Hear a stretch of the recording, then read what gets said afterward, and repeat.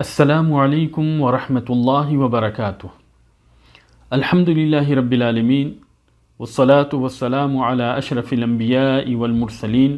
نبینا محمد وعلی آلہ وصحبہ اجمعین ومن تبعہم بإحسان الی یوم الدین۔ ہر طرح کی تعریف اللہ تبارک و تعالیٰ کے لیے ہے جس نے ہمیں اس مبارک مہینے میں روزے اور قیام کی توفیق بخشی۔ دعا ہے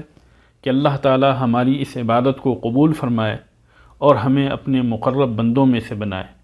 اور بار بار ہمیں یہ مبارک مہینہ نصیب کرے، اور اس کے بعد بار بار ہم عید کی خوشیاں منائیں، جیسا کہ نبی کریم صلی اللہ علیہ وسلم نے ابو بکر رضی اللہ تعالیٰ عنہ کو کہا تھا، یا ابا بکر ان لکل قوم عیدا وہذا عیدنا۔ اے ابو بکر، ہر قوم کے لیے عید ہوتی ہے جس میں وہ خوشیاں مناتے ہیں، اور یہ ہماری عید ہے۔ میرے اسلامی بھائیوں، اسلامی تاریخ کے 1400 سالہ دور میں کبھی بھی ایسا موقع نہیں آیا کہ مسجدیں اور عبادت گاہیں بند ہوئیں، لیکن آج اکثر ممالک میں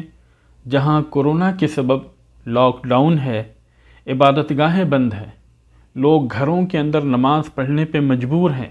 اللہ ساری دنیا سے جلد اس وبا کا خاتمہ کر دے اور پہلے سے بہتر انداز میں اجتماعیت کے ساتھ عبادت کرنے کے لیے ماحول سازگار بنا دے۔ لیکن ابھی کے اس ماحول میں جو اہم ترین سوال ہے کہ لاک ڈاؤن کی صورت میں ہم عید کی نماز کیسے پڑھیں،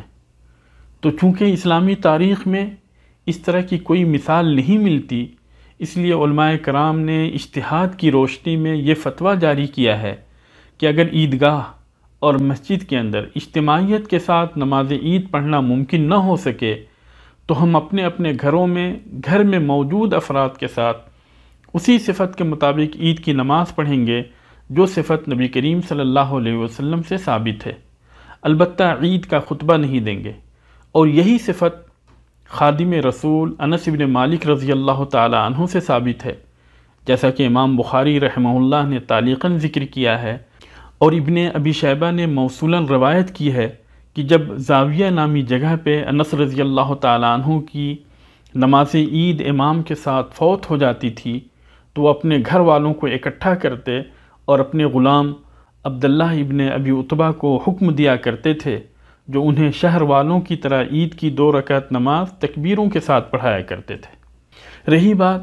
کہ عید کی نماز کی صفت کیا ہے، تو نبی صلی اللہ علیہ وسلم سے عید کی نماز کی جو صفت ثابت ہے اس کا خلاصہ یہ ہے کہ ہم اذان اور اقامت کے بغیر 2 رکعت نماز پڑھیں، جیسا کہ صحیح بخاری اور صحیح مسلم میں عبداللہ ابن عباس رضی اللہ تعالی عنہما کی روایت ہے، فَصَلَّى رَكَعَتَيْنِ لَمْ يُصَلِّ قَبْلَهَا وَلَا بَعْدَهَا، کہ آپ صلی اللہ علیہ وسلم نے عید کی نماز 2 رکعت پڑھی، نہ تو اس سے پہلے آپ صلی اللہ علیہ وسلم نے کوئی نفل پڑھی اور نہیں اس کے بعد آپ صلی اللہ علیہ وسلم نے کوئی نفل پڑھی۔ چنانچہ ہم دل سے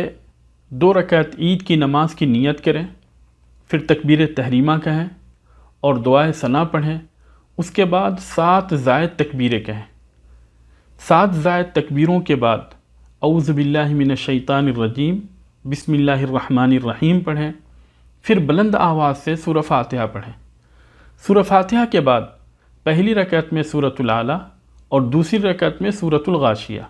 یا پہلی رکعت میں سورہ قاف اور دوسری رکعت میں اقتربت الساعۃ وانشق القمر پڑھنا مسنون ہے۔ اگر یہ صورتیں یاد نہیں ہیں تو کوئی بھی دوسری صورت پڑھ سکتے ہیں۔ سورہ فاتحہ اور دوسری صورت پڑھنے کے بعد رکوع، قومہ اور سجدے میں جائیں،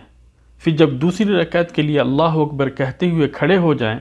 تو اس کے بعد 5 زائد تکبیریں کہیں۔ ان زائد تکبیروں کی دلیل عمرو بن شعیب عن ابیہ عن جدہ کی روایت ہے، ان رسول اللہ صلی اللہ علیہ وسلم کبر فی عید 12 تکبیرۃ 7 فی الاولی و 5 فی الاخری، کہ رسول اللہ صلی اللہ علیہ وسلم نے عید کے اندر 12 تکبیریں کہیں، پہلی رکعت میں 7 اور دوسری رکعت میں 5۔ اسے ابو داؤد، ابن ماجہ اور احمد نے روایت کیا ہے، اور البانی نے اسے حسن کہا ہے۔ اور اسی طرح سے عید کی نماز میں ابو ہریرہ رضی اللہ تعالی عنہ سے بھی 12 تکبیریں کہنا ثابت ہے، جیسا کہ امام مالک نے موطا میں روایت کیا ہے۔ لہذا دوسری رکعت میں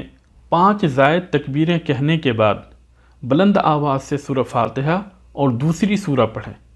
اور 2 رکعت نماز مکمل کرنے کے بعد سلام پھیر دیں۔